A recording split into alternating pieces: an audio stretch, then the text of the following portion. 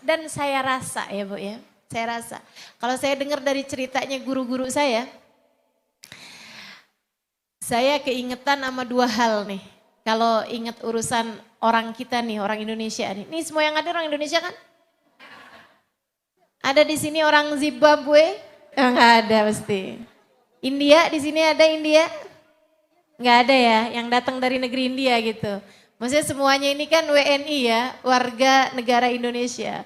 Karena saya membahasnya ada sesuatu hal yang agak sensitif nih mengenai orang kita nih, orang Indonesia nih. Saya ingat Hubabah Maryam tuh, guru saya almarhumah, Hubabah Maryam Tilhib Muhammad bin Abdul Haddar, pernah bilang gini sama saya, Halimah, saya rasa nih orang Indonesia nih pasti nih banyakan bakalan selamat di akhiratnya. Hubabah yang bilang, mudah-mudahan penyaksiannya Hubabah ya. Hubabah ini orang Madinah, tinggal di Madinah, gampang husnudzon. Hatinya gampang punya persangkaan baik sama orang. Terutamanya sama kalangan-kalangan ulama. Orang Indonesia nih Halimah dikasih hati sama Allah yang kalian harus syukuri, mudah cinta sama para ulama. Saya lihat-liatin, iya juga sih. Orang saya yang belum ulama-ulama amat aja dicintai kok. Saya belum ulama, saya baru ubaru. Ntar kalau udah umur-umur berapa gitu ya. Mudah-mudahan dah bisa diangkat sama Allah jadi ulama.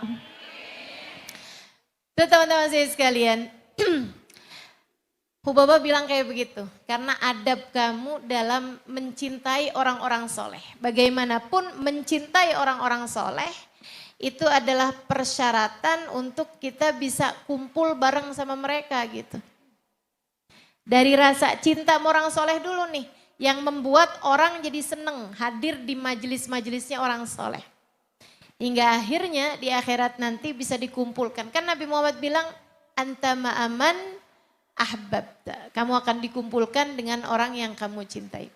Nah yang keduanya selain daripada husnudzon tadi itu gitu ya. Selain daripada baik sangka kepada banyak orang terutamanya kepada kalangan-kalangan ulama. Makanya teman-teman saya sekalian tuh kalau ngelihat orang enggak gampang husnudzon sama ulama.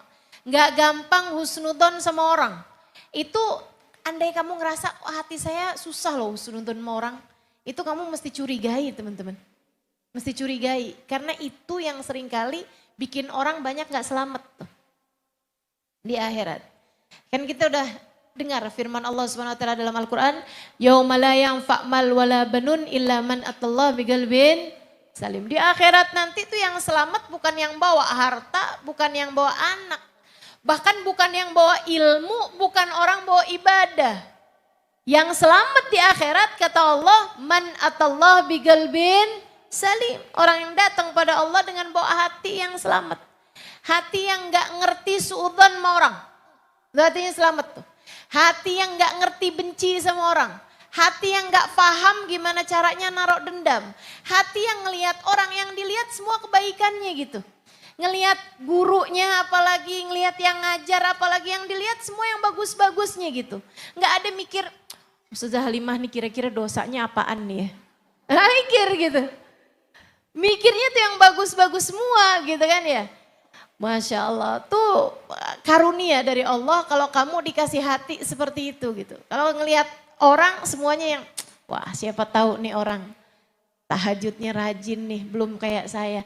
Emang urusan nutup aurat saya lebih bagus daripada dia karena dia sampai sekarang belum pakai jilbab. Tapi urusan yang lain belum tentu loh. Mungkin dia adalah seorang istri yang patuh sama suami. Mungkin dia nanggung nafkah orang tua. Mungkin dia nanggung nafkah anak yatim kita gak tahu. Tuh kalau kamu udah bisa husnudzon terus sama setiap orang. Sangat berkemungkinan kamu akan termasuk di antara orang yang selamat itu. Teman-teman sekalian penyebab kedua nih. Kalau saya dengerin cerita-ceritanya para guru-guru saya, orang-orang soleh. Ini cerita disampaikan oleh murid-muridnya Sayyid Maliki. Dan ini terkenal cerita ini ya. Jadi ada satu waktu Sayyid Maliki itu ziarah teman-teman. Sayyid Maliki itu almarhum juga beliau Sayyid Muhammad bin Alwi bin Abbas al-Maliki. Seorang ulama terkemuka dari Mekah. Kalau tadi Hubabah Maryam ini seorang ulama perempuan Hubabah, putri dari seorang ulama terkemuka Habib Muhammad bin Abdul Haddad. Teman-teman sekalian, Hubabah Maryam ini ulama dari Madinah. Nah sekarang nih saya mau sampaikan, itu tadi penyaksian ulama dari Madinah tentang kita nih orang Indonesia. Kata beliau, insya Allah orang Indonesia nih banyak selamat karena hatinya pada bersih, pada husnudon. Sekarang saya mau sampaikan penyaksian ulama dari Mekah, yang tadi dari Madinah.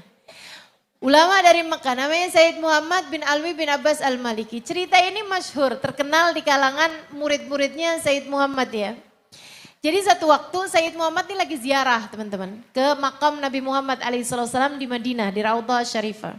Beliau bawa murid-muridnya, banyak gitu kan. Beliau abisnya pas lagi dibaca-bacain qasidah, gitu ada salah satu muridnya bacain qasidah di makam Nabi Muhammad alaihissalam. Beliau kemudian kayak ketiduran gitu. Tiba-tiba kebangun sambil bilangnya begini, "Inni uhibbul Indonesiat, inni uhibbul Indonesiin," katanya beliau begitu. I love Indonesian people. Kalau bahasa Inggrisnya. Kalau bahasa Indonesianya, saya cinta orang Indonesia. Nah kan aneh ya. Tiba-tiba ketiduran, kebangunnya bilang saya cinta kepada orang Indonesia. Ditanya dong sebabnya apa gitu kan. Kenapa, ada apa denganmu Syekh? Kenapa kok bilang begitu? Dia bilang saya barusan ini ketiduran ngimpi Nabi Muhammad sallallahu alaihi wasallam. Belakangnya ada kelompok banyak, di belakangnya ada kelompok banyak, di belakangnya ada kelompok yang ampe nggak kelihatan.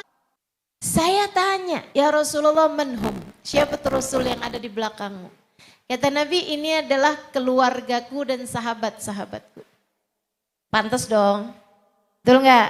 Di belakang Nabi, sahabat Nabi Muhammad, Sayyidina Abu Bakar, Sayyidina Umar, Sayyidina Uthman berjuang dengan nyawa, ahli Badr, ahli Uhud kan. Pantas banget dong ada di belakang Nabi Muhammad. Sama keluarganya Nabi Muhammad, Sayyidina Ali bin Abi Thalib, Sayyidah Fatimah, Sayyidah Khadijah, Sayyidina Hasan, Sayyidina Husain. Pantas dong keluarga Nabi Muhammad di belakang Nabi Muhammad sallallahu alaihi wasallam. Yang di belakangnya lagi siapa wahai Rasul? Para ulama dari umatku. Pantas dong al ulama warathatul anbiya. Ulama adalah pewarisnya para nabi. Yang di belakangnya lagi tuh Rasul yang banyak begitu tuh siapa nih Rasul? Katanya Rasulullah, mereka orang-orang Indonesia.